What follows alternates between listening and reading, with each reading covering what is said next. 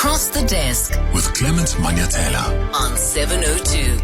So, I want you to give us a call on 011-883-0702. You can send us a WhatsApp as well to join this conversation on 072-702-1702. I want you to share your own experience with IVF. Did it work out? Did it not work out? I know how emotionally draining it can be from some of the stories that we hear, how financially draining it can be. So I just want you to tell us how your journey has been. So feel free to give us a call or send us a WhatsApp voice note. Let me introduce you to my guests this morning. We've got Marli Goldberg. Her and her husband had a successful IVF journey. Who's joining us in studio. How are you doing, Marli? Good, and you? Thank you for coming through. Thanks for having me. We also have Thulisile and Brian Kobue. They also had a successful IVF journey. Thulisile and Brian, thank you for coming through. Thank you. Thank you for making time for us. Let's start maybe with just what the circumstances were for you guys, and I'll start with you, Marli. What pushed you and your partner to, is it husband? Yes. Husband, to decide to go with IVF? So we had tried for 3 years, unsuccessfully. So we had done everything from timed ovulation to intrauterine, the IUIs, and nothing seemed to work. And eventually we thought, well, we're not getting any luck from it. So we spoke to our doctor and we said, well, what's the next step? And he said, well, either you can carry on trying or we can do IVF.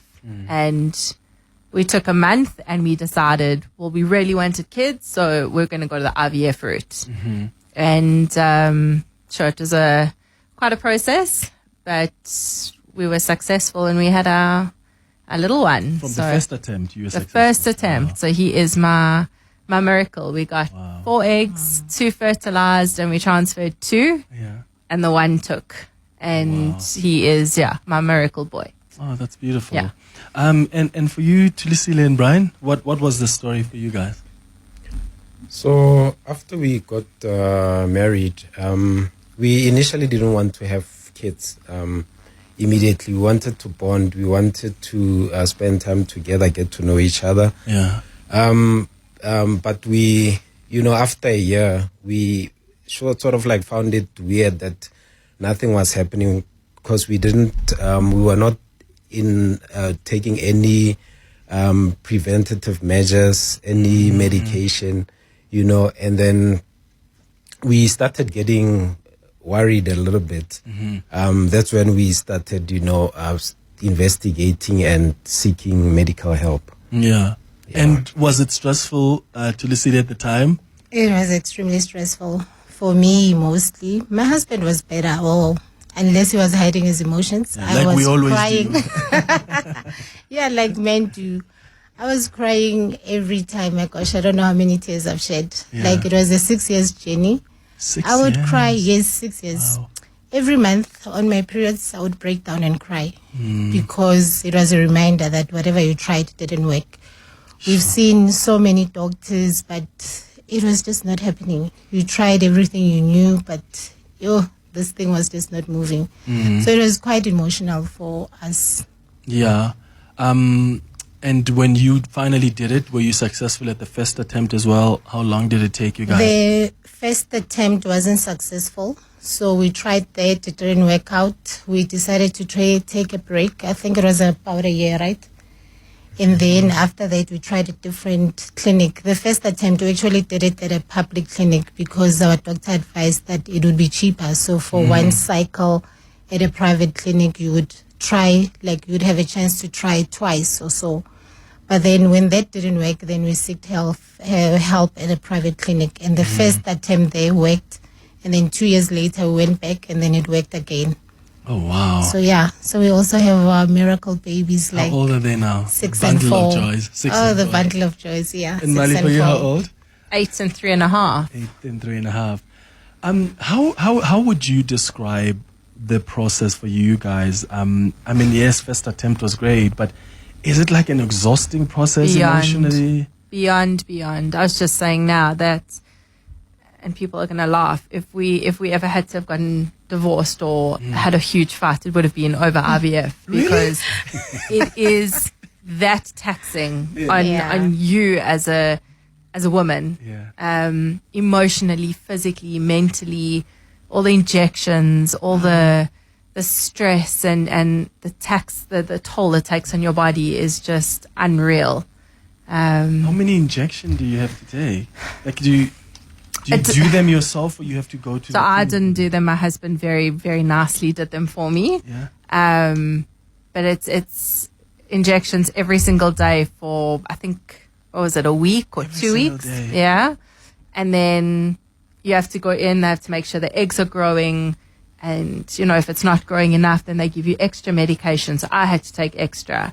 And, once the eggs are at a certain size, then they give you another injection to trigger the release of the eggs. And it's just, the medication was just unbelievable. And then, before you start IVF, I'm sure you had the same thing. They literally put you into a menopausal state. So your body shuts down, literally shuts down.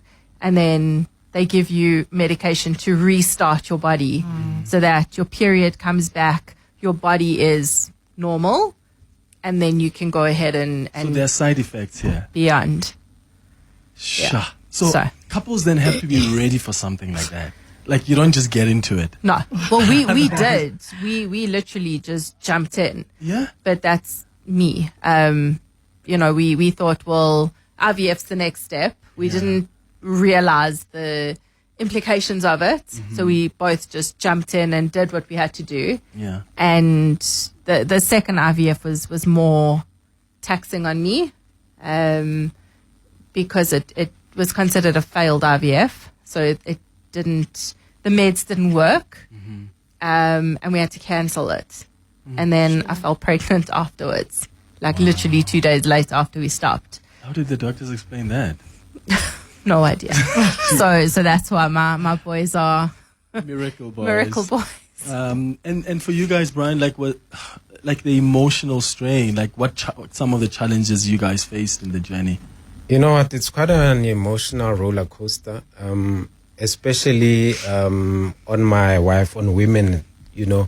When they go to family occasions, they get asked questions when they go to baby showers. It's quite a painful thing. With us men, we sort of like can handle it in a way. It's not as tough because men hardly ever talk about these things. Yeah, your boys will ask you here and there, but it's not like, it's a serious thing where you end up being emotional and all that. I think on women, it's the toughest because they see their friends getting pregnant. They have to organize baby showers and the like. So, Sure. yeah. How did you take the injections, Lucille? How was that for you? It was Just the hard. process before there was then a success. So for me, the injections was the hardest part because number one, I don't like injections. I hate Like injections. if I go to the doctor, I avoid injections at all cost. So I tried a lot of remedies. I actually Googled, believe it or not, how to make the injection better. And then We always go to Dr. Google, we right? do. Then they'll tell you take ice, put it on your stomach, make it a bit numb, and then you inject. And then I'll play some soothing spa music or gospel music so that I'm in another Yeah. state of mind. Did it Then work? inject myself. Unlike her, I didn't trust my husband to do the Yeah. injections. I'm a bit rough. So it was not going to work out. So Sure. that's what I went through. I can't imagine injections every single day. Like, Yeah, that it's is rough. quite a And hectic they're journey. not small. It Yeah, they're looks like small.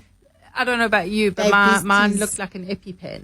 Oh my goodness. So Yeah, I'm getting goosebumps just listening to that.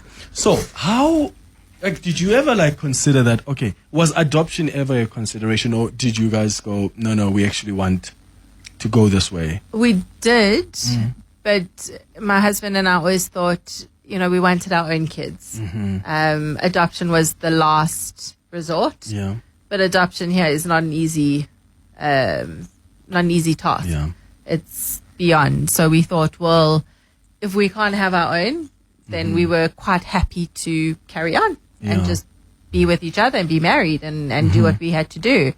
you know, and it wasn't off the cards, but it was an absolute last resort for us. Yeah.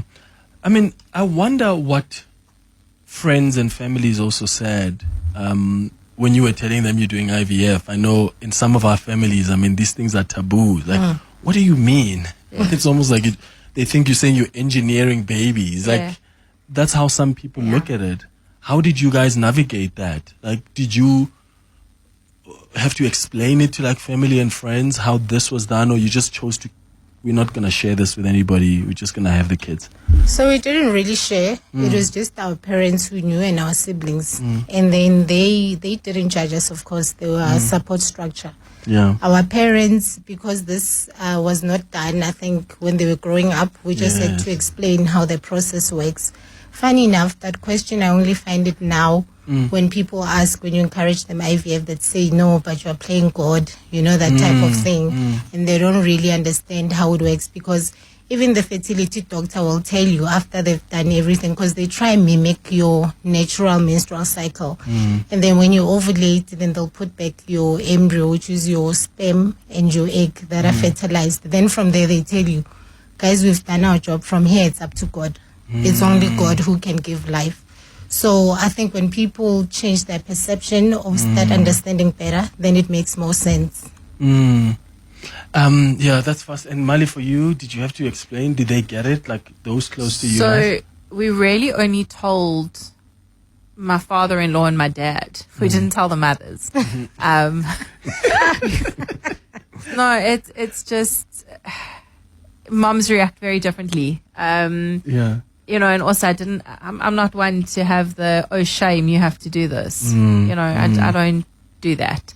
So our fathers were very, very supportive, and they were the only ones. And I think my sister was the only other one who actually knew. Other than that, it was just, like I say, we went, we did, and that was it. Yeah. It's not something, and maybe it's wrong, it's not something that we broadcast. Yeah. But I agree with you, like it needs to be spoken about and made non-taboo, because people need to know that they're not the only one in the situation. Absolutely. Every second or third person is going through it. So it's important. And awareness is so important. I got shocked one day when I was at a dinner table and we were having a chat, and I was sharing these friends of mine that a business partner I have was actually born through IVF. And someone on the table said, "Oh, is he normal?" Oh my word! Like, what do you mean? Like is he like a normal us? Wow. So I was like, what do you mean?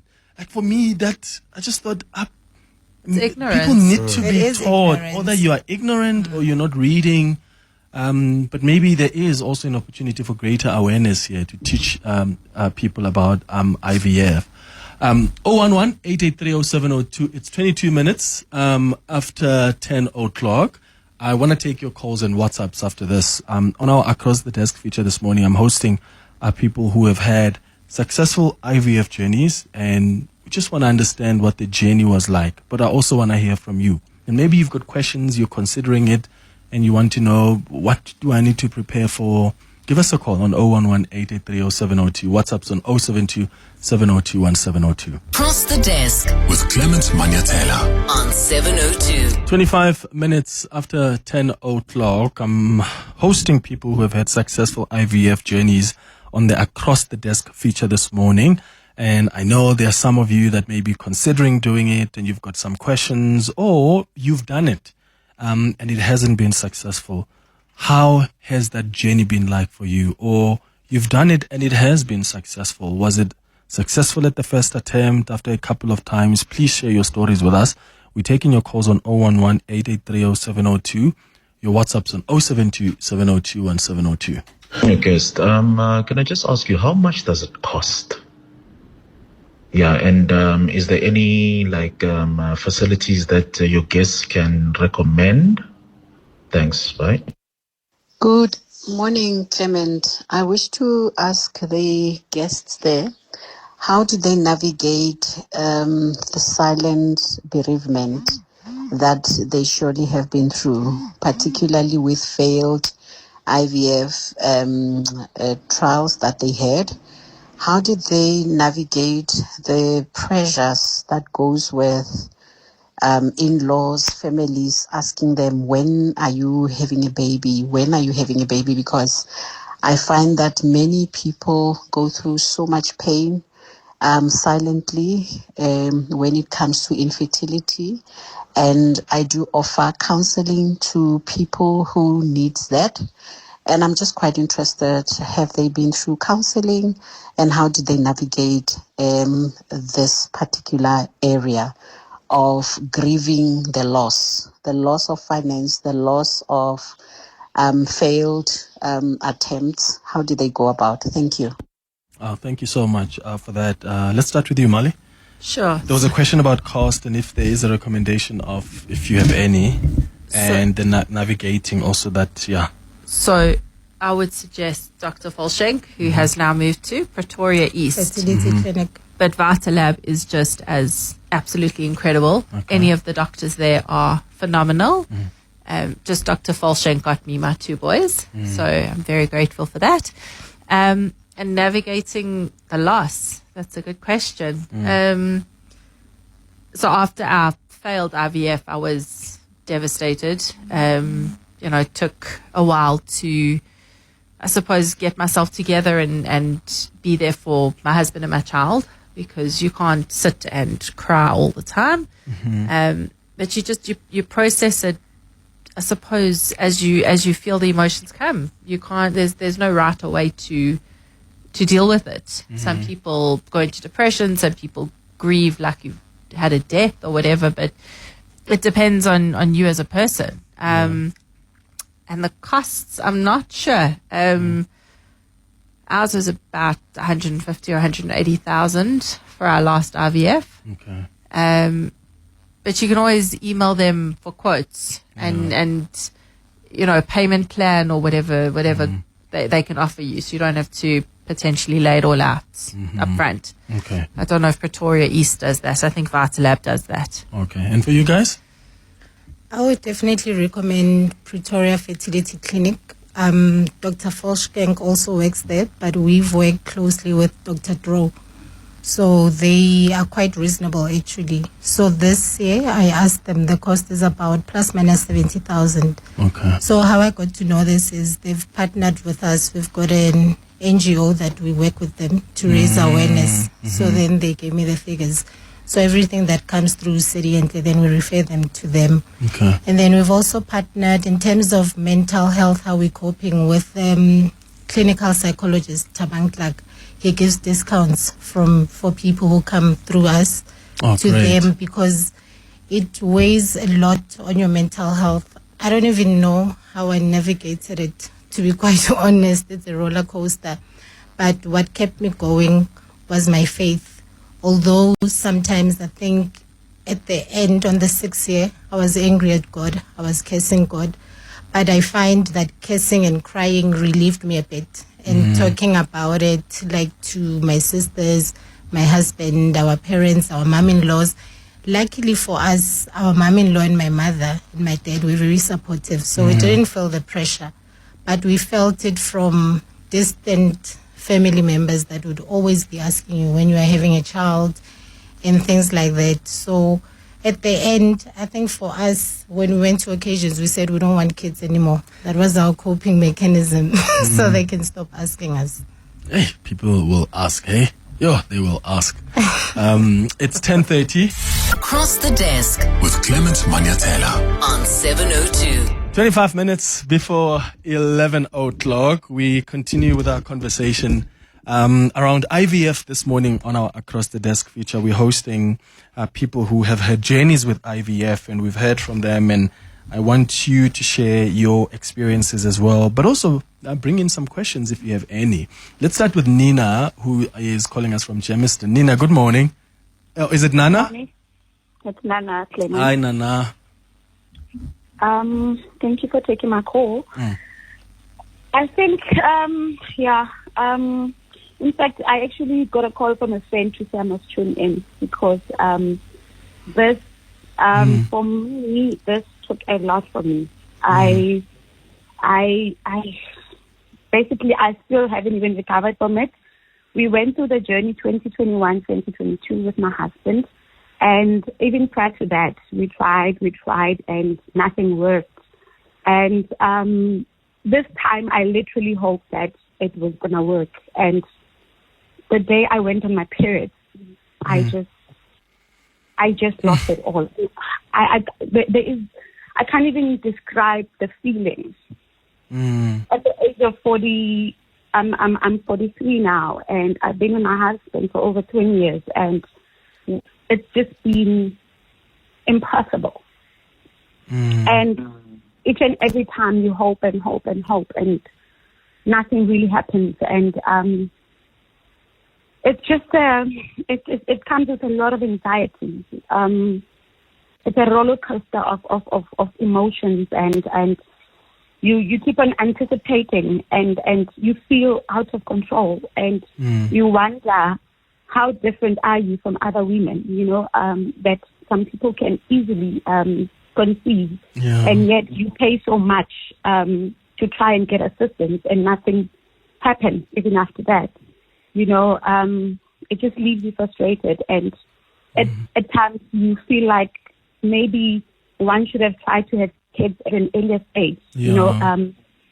Maybe none of that wouldn't have happened, because sometimes we prioritize, careers and etc. And you want to be sure that this is the right time to have kids, and only to find that there's complications later on.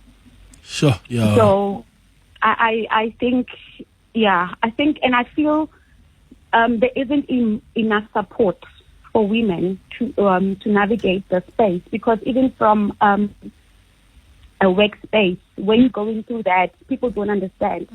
When you're going through that period, there's constant scans that you go through, there's tests, there's this and that, and if you're dealing with people who don't understand the journey, that also frustrates. But for me, I'm so fortunate that I have a husband that, even with the failures that we've gone through, he's never made me feel like, because you haven't succeeded, it's my fault, or it's the end of the world. If your spouse is supportive, I guess it makes it a little bit easier. Better. Do you guys want to try again, Nana? Have you decided if you want to give it a shot again?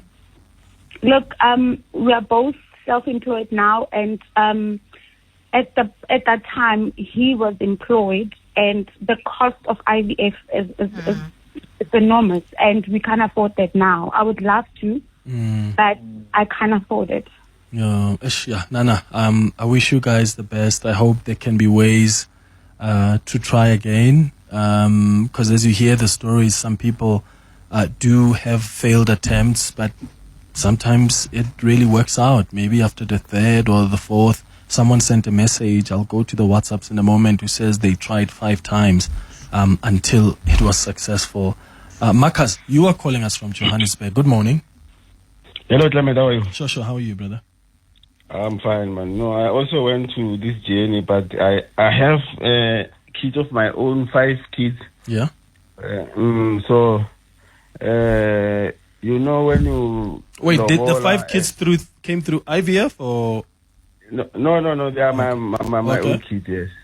Yeah, so in the later stages, when I was my wife, then we had a problem with conceiving. So we didn't know what is going on, because she was also having 1 kid who came to the marriage. But the problem is we went and started the process. It is a very, very difficult process and costly. So they extracted 6 eggs. Healthy eggs. Then there was 1 failed attempt. Then when we're supposed to come back again and try the other 5, then that is where we broke up. So the eggs are still there with a very, very we spend money there. I think I spent sort of like 70,000. So, but we did it at the public sector. So this thing, it needs to, when a person you are with, it needs to be, you need to be together in this process. But I thank God it did not happen, because I myself, I was not that really for a kid, but she's the one who was forcing to have a kid. So I think maybe it was God's blessing or something, because sometimes to bring kids in this world, and you find out the other one is not truly committed. So you were not aligned. Yeah. Yeah, So, but I what's think the we're not decision then about the eggs? Have you guys spoken about that? What's going to happen to that? I don't know, because they are frozen. I don't know how many years they say they are frozen, but they are there. So maybe if she can decide again to use it, I don't know. But the eggs are just there. But for myself, I no longer want kids. I have 5 kids. I have also grandchildren. I am done, Clement. So You sound like you're done, Marcus. You sound like you're done. Thank you. Thank you for your call. Let's hear from Palisa in Midrand. Palisa, hi. Hello, Palisa. Hi, Clement. I'm here, Clement. Yes, can you hear me? We can hear you loud and clear. Go ahead. Yes. Thank you for taking my call. Clement, I'm actually on my way this morning to transfer my 2 embryos at the Pretoria Fertility Clinic, actually now at 11, with Dr. Tro. Oh, wow. Yeah, and in terms of the cost, it really depends. It depends on a case by case. The complexities that differ per person.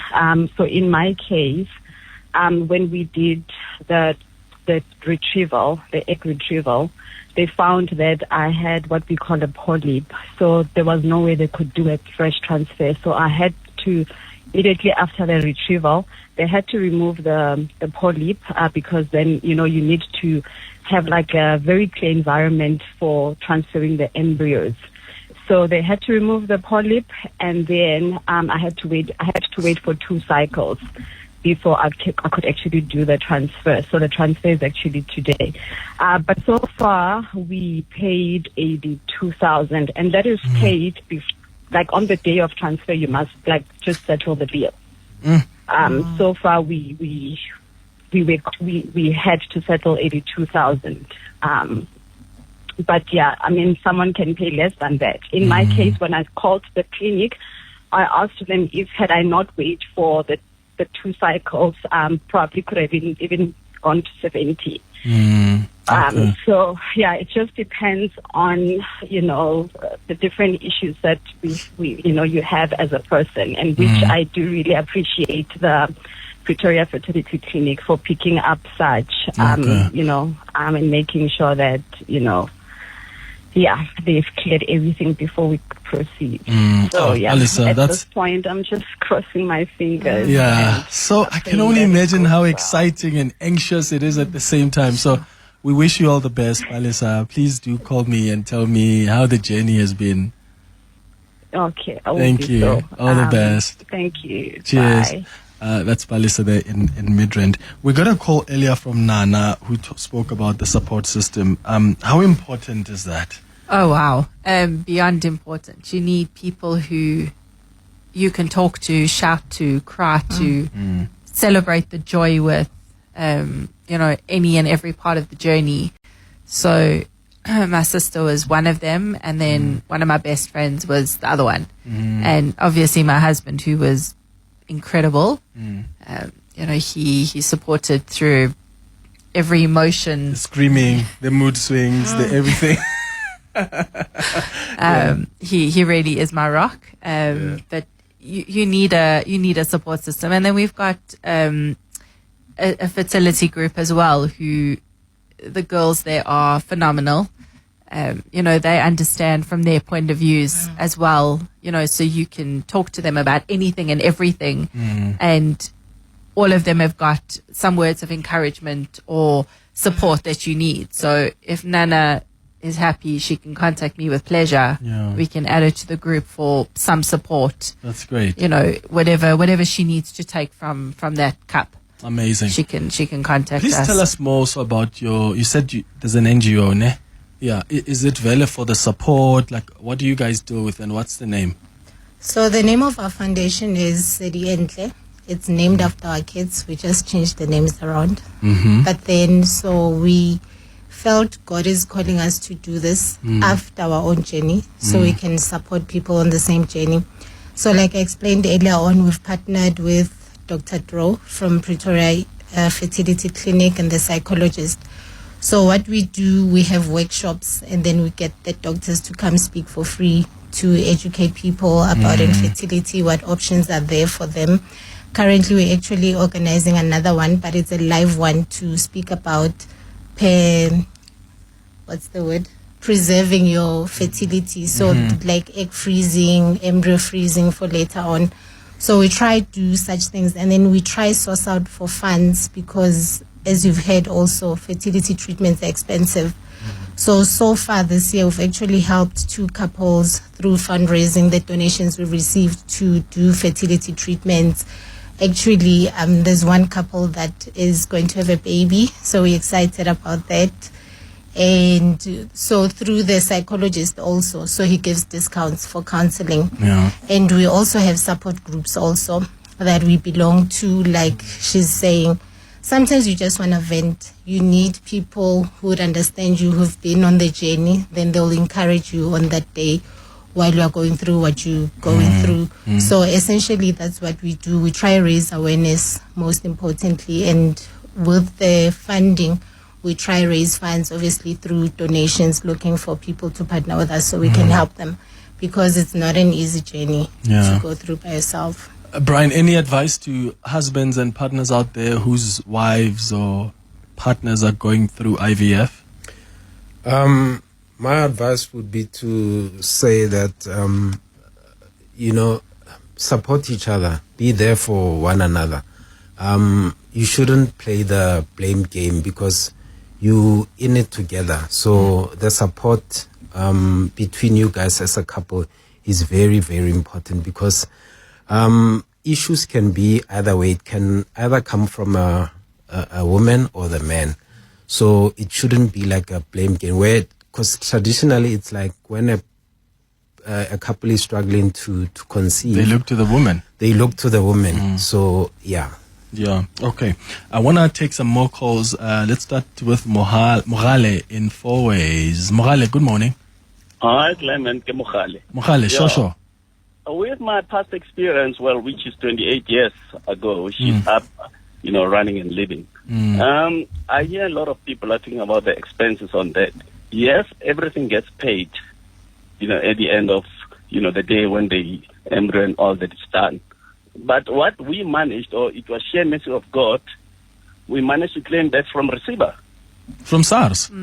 Yes, because we had medical aid, and of course, whatever then, I don't know now, whatever then that medical aid or, could not afford or pay, you would always claim that from SARS, and we got every cent of it.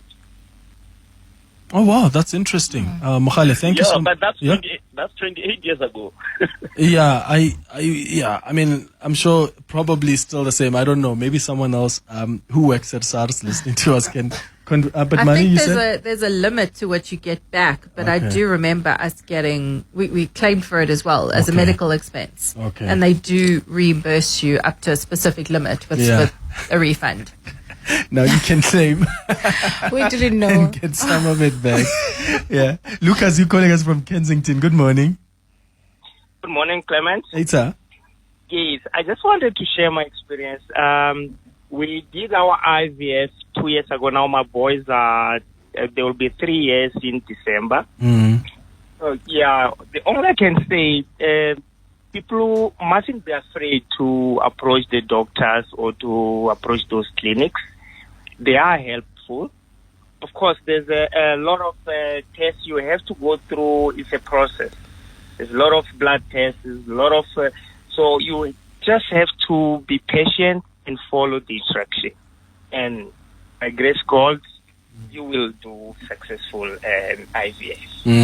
And how old are your kids now, Lucas? They will be 3 years in December. 22 December, they will be 3 years.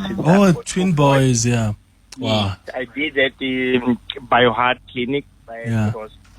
Amazing. Lucas, thank you so much for sharing that with us. Let's go to some WhatsApp voice notes that have come on 0727021702. Good morning, Clement. what a topic. I know a couple that did their IVF through Steve Biko Academic Hospital. They do offer that service. The rates are lower than when you go to a private institution. They used a doctor who's based there at Steve Biko Academic. His name is Dr. BJ Biko. I think other couples can consider that route, because I just had the costs and it's a lot. Hi, Clement. So I am working with a donor agency that matches donors with people that are looking to go through the IVF process. And I have to tell you that working in this environment and working with people that want to start families and are struggling to start families, it can be quite an emotionally draining process, but it's also very fulfilling when you've successfully matched a donor with a recipient and you see them actually starting a family. It can be very fulfilling, but I tell you now that this is a very taxing process to go through for the people that are trying to start families and are trying to have babies. Yeah. Mike, you're in Midrand. Good morning. Hi, Clement, how are you? Clement, I know you've got a lot of sense of humor. The reason why I'm calling, I just want to make you laugh a bit. IVF, yes, pardon me, it works. I had experienced that 1 year, 4 months ago. Now, what happened is I didn't know that I'm infertile. How so? We went to the doctor because we were trying with my wife. We went to a couple of gynaes and they said there is nothing wrong with the wifey. The problem was with me. And I said, why am I having a problem? Because I've got kids from the previous marriage. I'm divorced. They said, let's show you something. Your spermatozoa, they are very fertile, but they can't swim. They can't reach the egg. And I said, I can't believe it. Now, what happened is with IVF, Clement, more than 100% walk through the camera. They put the camera there. You see live, boss. Yeah. You see your sperm goes and it travels, goes kilometers an hour without faith until it fertilizes. I the issues now. Yeah. Thank you. You are your partner. Yeah, yes, partner. No, thank you, Mike. Thank you so much. So how old is the child now? Repeat, I can't mention the hospital or the doctor on air. I can't do that. But what's how old is the child now? 1.4, 1 year, 4 months. Hyperactive. Yeah, hyperactive. Yeah. Mike in Midrand. Thank you. Thank you very much. It's 6 minutes now before 11 o'clock. Across the desk with Clement Manyathela on 702. Sure, I've got a lot of messages here. Where do I begin? Let's try and read a few before we wrap up our conversation. Belinda says, hi, Clement. I had my first IVF on the 6th attempt. Later, we had a second child on the 3rd attempt. So in total, we have 9 attempts and 2 beautiful children, a boy and a girl. My goodness. Hectic. Belinda, thank you so much for that. And I think that encourages, other women out there who are probably on their 3rd failed attempt who think it's just simply not possible. Robert says, Clement, my husband and I tried IVF 5 times with a surrogate, and donor eggs, without success. Each time, there was devastation, and there was 50K a pop, and it was incredibly an expensive exercise. And then another one says, okay, this one was asking about the cost. We've already dealt with that. Anonymous says, Clement, I'd like to congratulate your guests there in studio. I did IVF. It was not successful and it was so expensive. We accepted our situation and we moved on. Although it was so painful, we're still together with my husband, 36 years of marriage. That's another, that's a message from Anonymous. Another one says, Clement, this is Anonymous from Midrand. I'm tuned in while I'm on my way to transfer my embryos. This is my first cycle. So here's another person as well. Just like Balisa who called us earlier. And then another one says, Clement, I initially had an ectopic pregnancy and had a fallopian tube removed, and unfortunately the other tube blocked, which left us with no option but to go through the IVF route. It was physically, emotionally, and financially draining. We spent over 200K. Not that we had the money, but sacrificed everything and just focused on the IVF because we desperately wanted our own kids. Ernest says, Clement, my wife and I went through IVF in 2019 through BioArt, and it was successful with our daughter. Before that, she was dealing with lengthy procedures to deal with fibroids, which were stressful periods and crying pains. To my surprise, we naturally conceived last year. And had a baby boy in April this year. Gynae said it happens more often than not. That's amazing. So many messages of people sharing their journeys with us. Thank you for sharing those. And thanks to you guys for coming to studio. Thanks for having us. To share your journeys with us. I really, really appreciate it. Marli, Thulisile and Brian. Thank you. Thank you for having us. Thanks for having us. It's 3 minutes before 11.